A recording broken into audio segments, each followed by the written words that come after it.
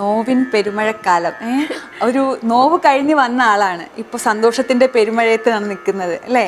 ആ നോവ് എങ്ങനെയായിരുന്നു അതിനെ അതിജീവിച്ചത്? ഇതൊക്കെ കേൾക്കാൻ പ്രേക്ഷകർക്ക് ഞാൻ പ്രേക്ഷകരോട് പറയുകയാണ്. അവന് കടന്നു വന്നത് അവന് 13 വയസ്സുള്ളപ്പോൾ അവനിക്ക് ക്യാൻസർ സ്ഥിരീകരിച്ചിരുന്നു. അത് കഴിഞ്ഞ് അവന് കടന്നു വന്ന കടമ്പകൾ ഒരു പക്ഷേ അന്ന് നോവിൻ്റെ പെരുമഴക്കാലമായിരുന്നെങ്കിലും ഇന്ന് എത്തി നിൽക്കുന്നത് വലിയൊരു സന്തോഷത്തിൻ്റെ പെരുമഴക്കാലത്താണ് അല്ലേ? ആ ഒരു ഓർമ്മകൾ അവനിക്കൊന്ന് പറയുന്നതിൽ ബുദ്ധിമുട്ടില്ലെങ്കിൽ പറയാമോ? എനിക്കൊരു ബുദ്ധിമുട്ടും ഇല്ല. ഞാൻ ആദ്യം വിചാരിച്ച ആൻറ്റി ഇനി അർബുദം എങ്ങാനും പറയുമെന്നാണ് ഞാൻ വിചാരിച്ചത്. പക്ഷേ ഭാഗ്യത്തിന് അതൊന്നും ഉണ്ടായില്ല. ക്യാൻസർ ആയിരുന്നു. 8ാം ക്ലാസ്സിൽ പഠിച്ചപ്പോഴാണ് ക്യാൻസർ വരുന്നത്.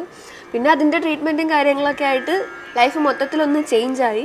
പക്ഷേ ആ ഒരു ഘട്ടം കഴിഞ്ഞു. ഇപ്പോൾ ആൾക്കാരുടെ ഇടയിൽ എനിക്ക് സന്തോഷമായിട്ട് നടക്കാൻ പറ്റുന്നുണ്ട്. എത്ര നാൾ ട്രീറ്റ്മെന്റ് എടുത്തു അവന്? കാരണം ക്യാൻസർ ബാധിക്കുമ്പോൾ എനിക്കെല്ലാം നഷ്ടപ്പെട്ടു, എനിക്കെല്ലാം ജീവിതം തന്നെ ഇല്ലാണ്ടായി എന്ന് കരുതുന്ന കുറച്ച് പേരെങ്കിലും ഉണ്ടായി. ഇപ്പൊ കാലം മാറിയിട്ടുണ്ട്. പക്ഷെ അങ്ങനെ ചിന്തിക്കുന്ന ആൾക്കാരാണ് കൂടുതലും ഉള്ളത്.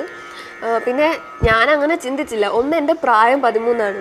ക്യാൻസർ എന്ന് പറയുന്ന സംഭവം ഇത്രയും വലിയ ഹൈപ്പിൽ നിൽക്കുന്ന ഒരു സാധനമാണെന്ന് ആ സമയത്ത് എനിക്ക് അത്രയും വലിയ ധാരണ ഉണ്ടായിരുന്നില്ല എന്നുള്ളതാണ് ഒന്നാമത്തെ കാര്യം. പിന്നെ 5ാം ക്ലാസ്സിൽ പഠിക്കുന്ന സമയത്ത് നമുക്ക് പഠിക്കാൻ ഇന്നസെൻറ്റ് സാറിൻ്റെ ക്യാൻസർ വാർഡിലെ ചിരിയുണ്ട്. അപ്പോഴും വായിച്ച് ആ ഒരു ഇതിലങ്ങ് കളഞ്ഞതേ ഉള്ളൂ. പിന്നെ ഹോസ്പിറ്റലിൽ ട്രീറ്റ്മെൻ്റ് ഒക്കെ സ്റ്റാർട്ട് ചെയ്തപ്പോഴാണ് ക്യാൻസർ ഇങ്ങനെയൊക്കെയാണ്. കാരണം അനുഭവിച്ച് തുടങ്ങിയപ്പോഴാണ് ക്യാൻസറിനെക്കാട്ടിലും ഇതിൻ്റെ ട്രീറ്റ്മെൻറ്റാണ് ശാരീരിക അസ്വസ്ഥതകൾ കൂടുതലായിട്ട് ഉണ്ടാക്കുന്നത്. അപ്പോൾ ട്രീറ്റ്മെൻറ്റ് സ്റ്റാർട്ട് ചെയ്തപ്പോൾ മനസ്സിലായി ഇവൻ ചെറിയ പുള്ളിയൊന്നും അല്ല, ഇത്തിരി വലിയ ആളാണ് എന്നുള്ളൊരിത് മനസ്സിലായി.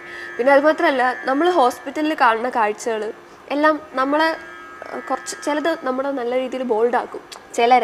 ചിലർ ഇത് കണ്ട് അയ്യോ എല്ലാം തീർന്നു എന്ന് ചിന്തിക്കണവർ കാണും. ഞാൻ പക്ഷെ അങ്ങനെയല്ല ചിന്തിച്ചത്. ഞാൻ കീമോ വാർഡിൽ ചെല്ലുന്ന സമയത്ത് ഞാൻ ആദ്യം കാണുന്ന 6 മാസം പ്രായമുള്ളൊരു കുഞ്ഞിനെയാണ്. ഞാൻ ആ കുഞ്ഞു ആവെ കണ്ടപ്പോഴത്തേക്കും ഞാൻ ചിന്തിച്ചത് ഈ ഒരു പ്രായത്തിൽ ദൈവം എനിക്ക് അസുഖം തന്നത് നന്നായി എന്നാണ് ഞാൻ ചിന്തിച്ചത്. കാരണം എനിക്ക് എൻ്റെ വേദന എന്താണെന്ന് ഡോക്ടർ അങ്കിളിൻ്റെ അടുത്തോ നഴ്സുമാരുടെ അടുത്തോ പറഞ്ഞിട്ട് ആ വേദന മാറ്റാനുള്ള മെഡിസിൻ എനിക്ക് എടുക്കാം. ഒരു കൊച്ചിനെ സംബന്ധിച്ചിടത്തോളം അതിന് എന്താണെന്ന് പറയാൻ പോലും അറിഞ്ഞുകൂടാ. അപ്പം ഈ ഒരു പ്രായത്തിൽ ക്യാൻസർ വന്നത് ഭാഗ്യമായിട്ടേ ഞാൻ കണ്ടിട്ടുള്ളൂ. പിന്നെ അടുത്തത് നല്ല പ്രായമുള്ള അമ്മമ്മമാരും അപ്പൂപ്പന്മാരും തുടങ്ങി കുഞ്ഞു മക്കൾ വരെ കീമോ വാർഡിലുണ്ട്. ഇവരെയൊക്കെ മുഖം കാണുമ്പോഴത്തേക്കും സത്യം പറഞ്ഞാൽ നമുക്ക് ദേഷ്യമാണ് വരുന്നത്. എന്നെ സംബന്ധിച്ചിടത്തോളം എനിക്ക് ദേഷ്യമാണ് വരുന്നത്. കാരണം ഒരു അസുഖം നമുക്ക് കിട്ടി എന്ന് പറഞ്ഞിട്ട് നമ്മുടെ ജീവിതം അവസാനിക്കുന്നില്ലല്ലോ. നമുക്ക് ജീവിക്കാൻ കിട്ടുന്ന ലാസ്റ്റ് ആ ഒരു മൊമെൻ്റ് വരെയും നമുക്ക് ഹാപ്പി ആയിട്ടിരിക്കുക എന്നുള്ളതാണ് ഏറ്റവും ഇമ്പോർട്ടൻ്റ് ആയിട്ടുള്ള കാര്യം. ഇവർ ആണെങ്കിൽ ഇവർ ഫുൾ നഷ്ടപ്പെട്ടു. ഇപ്പോൾ കീമോ എടുത്തോണ്ട് കിടക്കുന്നവരെക്കാട്ടിലും ബുദ്ധിമുട്ട് ബൈസ്റ്റാൻഡേഴ്സായിട്ട് നിൽക്കുന്നവരാണ്. വേദനകൾ കാണാനുള്ള അവർ തന്നെയാണ്. എന്നാലും കൂടെ നിന്ന് പ്രചോദനം കൊടുക്കുക എന്ന് പറയുന്ന ഒരു സംഭവമുണ്ട്. ഇവർ ഇപ്പം എന്നെ സംബന്ധിച്ചിടത്തോളം എൻ്റെ അച്ഛനും അമ്മയും തളരുമ്പോഴത്തേക്കും എനിക്കത് കാണുമ്പോൾ സങ്കടമാണ്. അറ്റ് ദ സെയിം ടൈം അവർ നല്ല ഹാപ്പി ആയിട്ട് നിന്ന് കഴിഞ്ഞാൽ എനിക്കും സന്തോഷമാണ്. അവർക്കൊരു കുഴപ്പമില്ലല്ലോ എന്ന് ചിന്തിക്കും. അത് കണക്ക് തന്നെയാണ് എല്ലാ കീമോ എടുത്തോണ്ട് കിടക്കുന്ന. അതായത് രോഗം ബാധിച്ചവർ മാത്രമല്ല, അവരൊപ്പമുള്ളവരും നമ്മളെ അത്ര കണ്ട് സപ്പോർട്ട് ചെയ്താൽ മാത്രമേ നമുക്ക് ആ ഒരു പ്രതിസന്ധി മറികടക്കാൻ പറ്റുള്ളൂ. ട്രീറ്റ്മെന്റ് മാത്രമല്ല, നമുക്ക് ഒപ്പമുള്ളവരുടെ ആശ്വാസം കൂടി നമുക്ക് പകരുന്ന ഒരു സ്നേഹവും കരുതലും ഒക്കെ ഉണ്ടല്ലേ?